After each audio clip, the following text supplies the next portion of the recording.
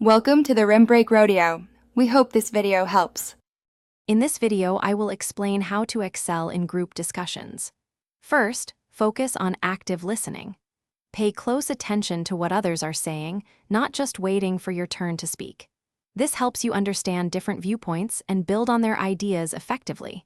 It also shows respect, fostering a positive and productive environment for everyone involved. Remember, a good discussion is a two-way street. Next, contribute constructively. When you speak, make sure your points are clear and add value to the conversation.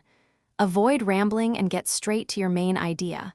Back up your opinions with sound reasoning or examples. Also, try to involve everyone. If someone is quiet, invite their input.